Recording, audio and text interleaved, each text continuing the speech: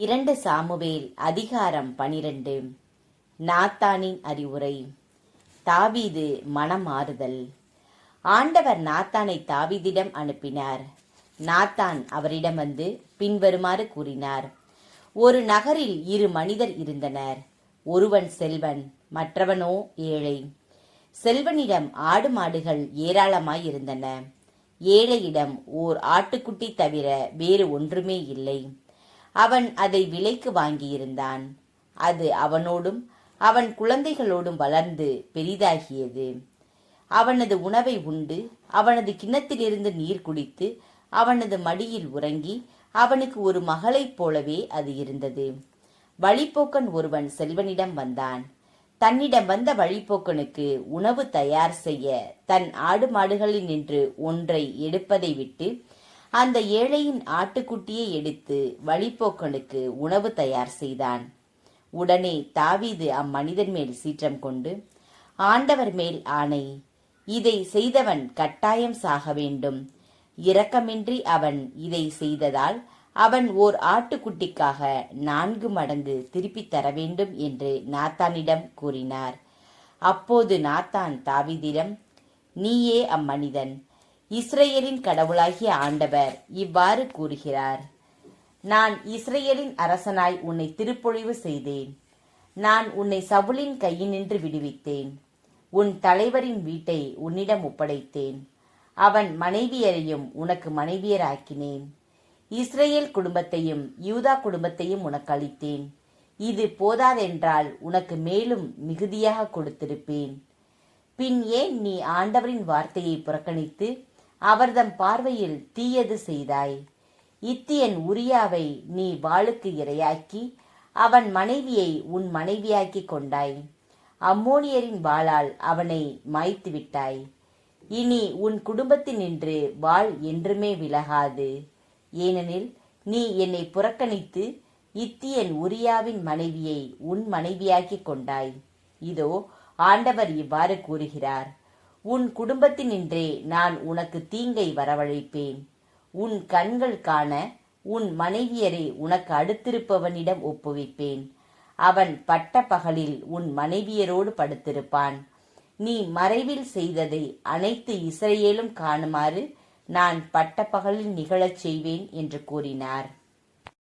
அப்போது தாவீது நாத்தானிடம், நான் ஆண்டவருக்கு எதிராக பாவம் செய்துவிட்டேன் என்று சொன்னார். நாத்தான் தாவீதிடம், ஆண்டவரும் உனது பாவத்தை நீக்கிவிட்டார். நீ சாக மாட்டாய். ஆயினும் ஆண்டவரின் எதிரிகள் அவரை இழிவாக எண்ணும்படி நீ இவ்வாறு செய்ததால் உனக்கு பிறக்கும் மகன் உறுதியாகவே சாவான் என்று சொன்னார். பின்பு நாத்தான் தம் வீட்டுக்கு சென்றார். உரியாவின் மனைவி தாவீதுக்கு பெற்றெடுத்த குழந்தையை ஆண்டவர் தாக்க அது நோயுற்று சாக கிடந்தது. தாவீதின் மகன் இறத்தல். தாவீது அக்குழந்தைக்காக ஆண்டவரிடம் மன்றாடினார். உண்ணா நோன்பு மேற்கொண்டு உள்ளே சென்று இரவெல்லாம் தரையில் படுத்து கிடந்தார். அவர்தம் வீட்டின் பெரியோர்கள் தரையினின்று அவரை எழுப்பச் சென்றனர். அவருக்கோ விருப்பமில்லை. அவர்களோடு அவர் உண்ணவும் இல்லை. பின் 7வது நாள் குழந்தை இறந்தது. குழந்தை இறந்ததை தாவீதின் பணியாளர் அவரிடம் சொல்ல அஞ்சினர். குழந்தை உயிரோடு இருந்தும் நாம் அவரிடம் பேசிய போது அவர் நம் குரலுக்கு செவி கொடுக்கவில்லையே. குழந்தை இறந்துவிட்டது என்று நாம் அவரிடம் சொன்னால் அவர் தமக்கு என்ன தீங்கு இழைத்துக் கொள்வாரோ என்று பேசிக்கொண்டார்கள். பணியாளர் தங்களுக்குள் ரகசியமாக பேசிக்கொண்டதை தாவீது கண்டு குழந்தை இறந்துவிட்டதை உணர்ந்து தம் பணியாளர்களிடம், குழந்தை இறந்துவிட்டதா என்று கேட்க அவர்களும் ஆம், இறந்துவிட்டது என்று பதில் கூறினர்.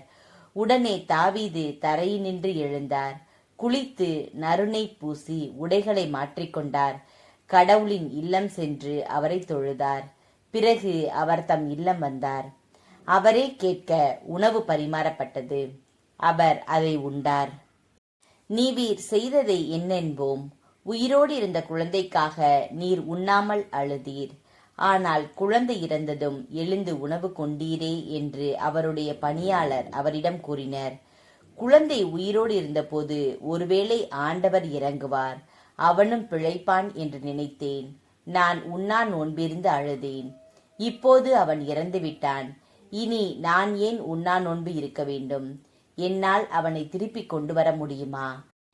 நான் தான் அவனிடம் செல்ல முடியுமே ஒழிய அவன் என்னிடம் திரும்பி வரமாட்டான் என்று கூறினார். சாலமோனின் பிறப்பு. தாவீது தம் மனைவி பத்சேபாவுக்கு ஆறுதல் கூறினார். பிறகு அவளுடன் உறவு கொண்டார். அவள் ஒரு குழந்தையை பெற்றெடுக்க அவனை சாலமோன் என்று அழைத்தார்.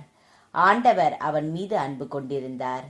ஆண்டவர் இறைவாக்கினர் நாத்தானை அனுப்பி அவர் ஆண்டவரை முன்னிட்டு அவனை எதிதியா என்று அழைத்தார். தாவீது இரபா நகரை கைப்பற்றுதல். யோவாபு அம்மோனியரின் நகரான இரபாவுக்கு எதிராக போரிட்டு அதன் கோட்டையை கைப்பற்றினார். யோவாபு தாவீதிடம் தூதரை அனுப்பி இரபாவுக்கு எதிராக போரிட்டு அதன் நீரூற்றுகளை கைப்பற்றிவிட்டேன். இப்பொழுது எஞ்சியுள்ள மக்களை ஒன்று திரட்டி நகருக்கு எதிரே கூடாரமிட்டு அதை கைப்பற்றி கொள்ளும். ஏனெனில் நான் இந்நகரை கைப்பற்றி கொண்டால் அதை என் பெயரால் அழைக்க நேரிடும் அல்லவா என்று கூறினார். தாவீது மக்கள் அனைவரையும் ஒன்று திரட்டி ராபாவுக்கு சென்று அதற்கு எதிராக போரிட்டு அதை கைப்பற்றினார். அதன் மன்னனின் தலையில் இருந்த மகுடத்தை எடுத்தார். பொன்னாலும் விலை உயர்ந்த கற்களுமால் ஆன அம்மகுடம் 1 தாலந்து எடை கொண்டதாயிருந்தது. அதை கொண்டு தாவீதுக்கு முடிசூட்டினர். அந்நகரில் இருந்து கொள்ளை பொருள்களையும் அவர் மிகுதியாக கொண்டு வந்தார். அங்கிருந்த மக்களையும் அவர் கொண்டு வந்து இரம்பம், கடப்பாரை, கோடாரி வேலைகளுக்கு செங்கல் சுளை வேலைகளுக்கும் அவர்களை அமர்த்தினார். இவ்வாறே அனைத்து அம்மோனிய நகர்களுக்கும் செய்தார். பிறகு தாவீதும் மக்கள் அனைவரும் எருசலேம் திரும்பினர்.